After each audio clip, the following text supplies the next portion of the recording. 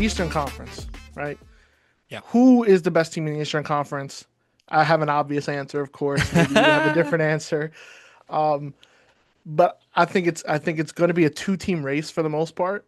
hmm I saw ESPN, all their experts are either picking the Cavaliers or the New York Knicks. I agree, but I have a wild card, but go ahead. So obviously, I'm going to go with the New York Knicks. I think this is probably the most highly anticipated season of my lifetime. I don't think that's too hyperbolic to say, given we made our first Eastern Conference Finals last season in 20 years, and then we fired Tibbs, which was kind of, I wouldn't say polarizing, but I think a lot of fans were happy to see him go because, there's been kind of a ongoing commentary for the past couple of years of his shortcomings and what we don't like about him. And then you now get him fired, and then all of a sudden the media liked Tibbs. It was kind of weird. But we bring in Mike Brown, who's a former coach of the year, saying all the right things, wants to increase the pace, wants to increase the space, wants us to play faster and with some more intensity. And then, of course, you have new roster additions from last season now going into their second year: Michael Bridges, Karl Anthony Towns. And then you bring in all these guys to revamp the bench, which was probably our biggest issue last season, on top of the things you could critique on offense and defense. Bring in Yabu Salev, who was a 76er last year, Frenchman. And then you bring in Jordan Clarkson, who was basically a better version of Campaign, a little more offensively skilled, bigger, but still some of the same characteristics of being like kind of a wild card offensive talent. And so you hope all those things, this team finally being deeper, the injuries, unfortunately, to Jason Tatum and Tyrese Halliburton kind of leaves this conference wide open to now the two teams out of the top three that are left, which is the Cavaliers and the Knicks. And I think with all the things having changed over these past 2 years, it's really coming to a boiling point is, can this Knicks team get it done? Can we finally get over the hump? This has been a slow process for the past 5 years of this team really rebuilding its image, signing Brunson, which ended up being a monumental signing in New York Knicks history. I mean, no one really saw it coming. I mean, Leon Rose probably thinks he saw it coming, but I mean, to this extent, Jalen Brunson being an MVP caliber talent, I don't think anyone really saw that happening. And then trading Randall and finally getting Cat, and Cat's been great. And then the big trade for Michael, OG. Everything's been done. The decisions have been made. There's really no big decision left that the Knicks can really make. This is the team. This is the team to get it done. And this is probably the best chance they will have in the tenure of this core to finally make the finals and win a title. I agree 100% that this is the biggest, probably the most pressurized New York Knicks season since Patrick Ewing when Jordan retired, right? Yeah. Um, I mean, there's really no excuse to not make the finals, which is really hard to put on a first, it's thankful he's obviously a veteran head coach. Could you imagine if they hired someone with no head coaching experience, like to just kind Right. of jump Yeah. into this? I mean, there were like rumors that there would be some candidates like that. Obviously, Jason Kidd was the one they really wanted, right? Listen, Yeah. I mean, man. they had a wide search. They were kind of asking whoever. Yeah. Even Don Staley from South Carolina got I, an interview as well. I'm going to be consistent in what I have said about this team for 2 years. I have the Cleveland Cavaliers coming out of the East and as the best team in the Eastern Conference. I think they were ravaged with injuries in the postseason last year. I believe Kenny Atkinson is a better coach than Mike Brown. I understand the history of the Cleveland Cavaliers in the playoffs. I understand the history specifically against the Knicks, although I think that series is kind of irrelevant. Kind of irrelevant, not fully irrelevant, kind of, because you have two different coaches now in that series. I think a big reason, actually, why the Knicks won those series was because of Tom Thibodeau and the kind of the grit that the Knicks had in those series. Mitchell Robinson also, as I am getting a text, so I hope you didn't hear that. But I will say the thing is with this Knicks team is I think they are way too small, specifically on the bench. I think their depth is improved, but not necessarily great. I think that's fair to say. Yabusele, I like, right? Jordan Clarkson, I think I was a avid believer in the Knicks bringing him in, being a microwave scorer off the bench. This is not six man of the year Jordan Clarkson though from a few years ago. I know a lot of Knicks fans don't watch the Utah Jazz, so they should know that. Who does, to be Yeah, honest? exactly. Who does? To be fair. Um, but I was having actually a thought yesterday in the shower. I was like, should I go with the Knicks to come out of the East? Because you know what? I've doubted this team for a few years now, and like Jalen Brunson always seems to kind of prove me wrong, right? Like Brunson, he obviously had that game winner versus the Pistons last year. He's a guy that I could totally see leading a team to the NBA Finals. And to be honest, Donovan Mitchell, he's been on the Utah Jazz, he's been on one seed Jazz teams, on a one seed Cleveland team, and it's like they did lose to the defending Eastern Conference champion, and they were, some people argue, a torn Achilles away from winning the whole thing. And the Knicks also lost to that team. So it's important to note that. But I look at I just thought the Knicks got so lucky last year in the playoffs in regards to that Celtics series. That was the dumbest series I have ever seen a basketball team play. I I saw it as a fluke, and I'm just gonna say it. I just, not necessarily the series against Indiana, not necessarily the series against Detroit.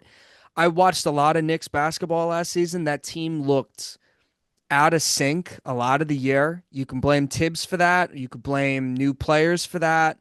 I blame the fact that they overrated Mikal Bridges and his performance did not live up to that trade last season. The hope is that Mike Brown is going to fix everything offensively with Mikal Bridges. I've seen Mikal Bridges play for a few coaches now, including the coach that he was going off with, Jacques Vaughn. And I didn't think Jacques Vaughn was a good coach. I'm just saying, like, I've seen Mikal Bridges play basketball for a few years now, and to me, last year was the Mikal Bridges that I see, and I think we're gonna get the same thing. I think we're going to get the exact same thing. He may get more offensive touches. He may get more explosive games, but I just feel like, you know, this team, you know, last season to me, that Celtics series was so fortunate for them in those first two games. In game three, they went back to the Garden. They got blown the hell out, and then once Tatum got hurt, I'm not saying that's why they won the series. I think the Boston Celtics stupidity is why they lost the series. And if you're the Knicks, there's nothing you can do about that. I'm just saying, I think the Knicks are the sexy pick to go to the finals. They're like, oh, it feels good going down. I love it. They're like, it's like junk food. Like, you really like the idea of the Knicks being in the finals. It's especially after a Pacers Thunder series, and no one wants a Thunder Cavs or a Nuggets Cavs NBA Finals with no LeBron James. Like, I get it, but I just think new coach, a lot of pressure this year. The fact that they were durable in the playoffs last season, like guys didn't get hurt, and there's guys on this roster that get injured. Like OG Anunoby. Brunson has had some injuries, but he's usually pretty good in the postseason. And Cat, he's had his fair share of injuries. Mitchell Robinson, you're already hearing stuff about him right now, and they need him. So there's just a lot of concerns I have, and what really pushed it over the edge to me was because I really did consider the Knicks as a team to make the finals this year. In fact, maybe even win it. Like, if the Knicks go to the finals, I think they're home court. Because if the Knicks go to the finals, that proves to me they're by far the best team in the Eastern Conference, right? And their home court advantage is going to be tough, and they always beat Denver. It looks like they play really well against them. So if they face Denver, I mean, I probably would take the Knicks in that series with the home court advantage that they have. But there was a lot of things, and they have to make it to the finals this year. And if you don't make it to the finals, where do you go from there? Because it's like next year, the Celtics are going to be back. The Pacers are going to be back. Orlando will probably be better. I don't know what's going to happen with Atlanta this year. The East is going to get better. So, because the East really can't get much worse. So, I know you don't want to hear it. I get it. I know you don't want No, to hear it. no, you make some good points. There's definitely a lot has to go right, of course, for any team to make a great run, to the finals, to the championship. Look at Milwaukee, right? They had one, we look back at the year because it's weird, Hmm. um, that they've Let, had let, so let me just much. say to Nick fans listening to me right now, I thought the Dallas Mavericks were not going to make the playoffs the year they made the finals. So I don't know what I'm talking about. So, It's a you know, great caveat. you have a you have you have something to think about, like, oh, he's just a Nets fan that's upset. Um, you No, know, but you do make some points. I think Cleveland, obviously, when you look at their roster, they are built to be an elite team. And we remember last year they started the season 15-0, end up winning 64 games, most successful season they've had without LeBron James on the roster. They flame out in the playoffs partly because of injury, partly because the Pacers were just on one, obviously, and I saw that firsthand. Um, how good that team was and how crazy Halliburton's run to the finals was. Those are the two teams. I think Orlando. Some people yeah, that's like my wild card Orlando, team right there. and It's Orlando. they look really good on paper. They looked Mhm. really good in the preseason. As far as you want to look into preseason basketball, Yeah, um, the addition of Desmond Bain really makes them a more dynamic offensive team. And of course, yeah, Paolo and Franz are still coming into their own as superstars in this league. So that's obviously going to be a team in the mix as well, for sure. Because if they were a great defensive team last year, if they can just up their offense and their shooting, they're right there. If they stay healthy, of course, they'll be in the mix as well. yeah. I really like Cleveland's signing Lonzo Ball. I think that he's going to I be like a it too. really big factor if he can stay healthy Yeah. throughout the season Hmm. and kind of give an alternative playmaker to Garland. Yeah. And you could take advantage of Garland being more of a scorer as well as just being a playmaker when you have Ball in there because he can play defense and he can facilitate very well. And of course, Evan Mobley, Hmm. getting better and better every year, was Defensive Player of the Weird, Year last weird, year. weird comments from Evan Mobley recently. I don't know if you saw that. I actually have not. He said something about, I'm paraphrasing, but he basically was kind of questioning, not possibly not getting the ball in the postseason last year, Oh boy. which had me worried. And that's why I was thinking about the Knicks. But I just, I just think that Mikal Bridges trade, man, I really do think that was a big mistake by them. And I'm just going to continue to say it until they make the finals. Because I said it when we did a pod to talk about that. If they make the finals, they don't even have to win it. I was like, if they make the finals, then Mikal Bridges trade is a win. So I'm going to continue to say it until it happens. And I was just a firm believer that, all right, cool, he came up big in the postseason. He also stunk for most of the games and then would get the big steal. Great. I don't know if that's worth your whole future, especially when Giannis wanted to go to your team this summer and you weren't able to put up a package because you traded for this guy. So that's just my thoughts. I will say they have Cleveland's number. I think a Nick fan is not scared of Cleveland. And they were terrified of Boston and they got it done. I don't think Right. Jalen Brunson's scared of Cleveland. In fact, I think Brunson's gonna have a field day against that backcourt. Um, when it comes to the Mike Brown decision, I see it because you're basically hoping he can do what he did with Sacramento with Fox and Sabonis with two better players with Brunson and Cat. Hmm. I think Cat's comments the other day about what position his role on the team Yeah, and what his his roles. position was kind of weird. Um, I don't really know what that means. I'm not gonna look too much into it. Um, I think that's just honestly, it's just the fact of the matter. Cat last year was new to the team and kind of had to figure stuff out, yeah. and was able to had a great year. And then just now his second year with the team, you think there'd be some a little more familiarity, and there is, I guess, to the playing with the core of Brunson, OG, and Michael. But now he's got to learn some new things as well Hmm. under Mike Brown's system. And like you mentioned, Sabonis, I think he wants to implement some of those offensive sets and stuff that he would run with Cat, having Cat being sort of a hub and being because he's I think a pretty good passer for a big. Yeah.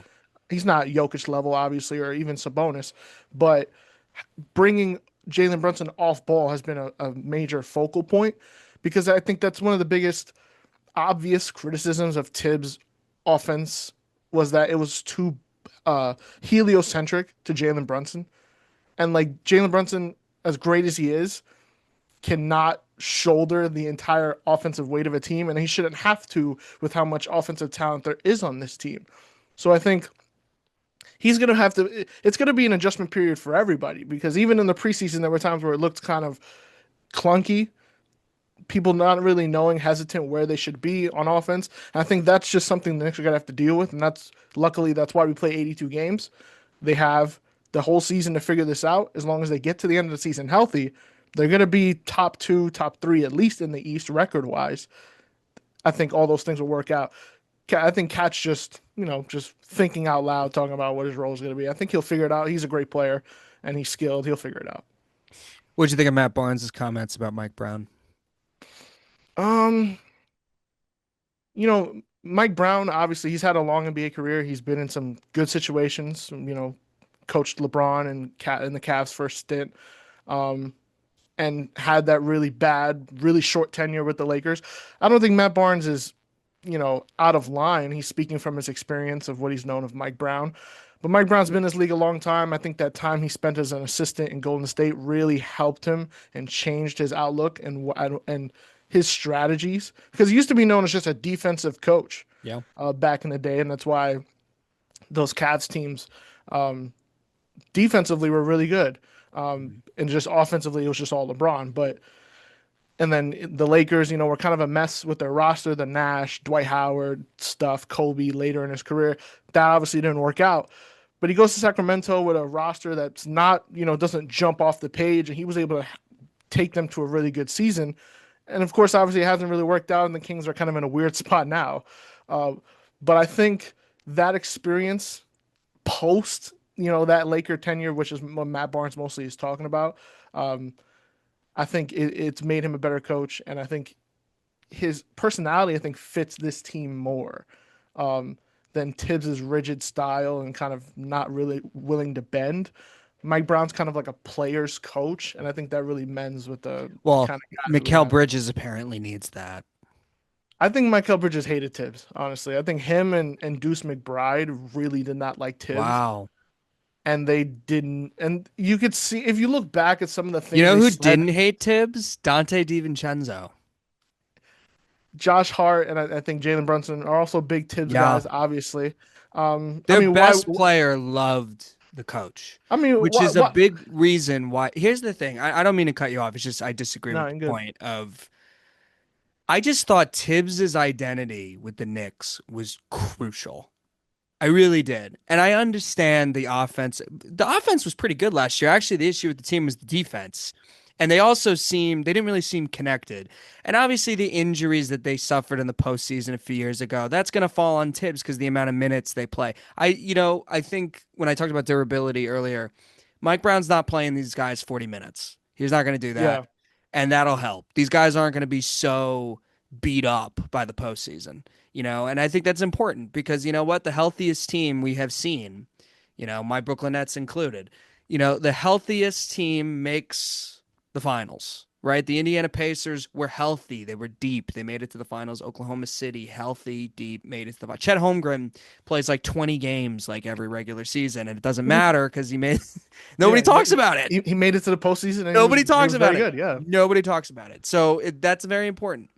Um, I just thought Tibbs was super important to that team and the identity. We're going to see with Mike Brown if that's different. I agree with you. But listen, the big question I have is how's Mike Brown going to do without having the best coach in New York not by his side in Jordy Fernandez?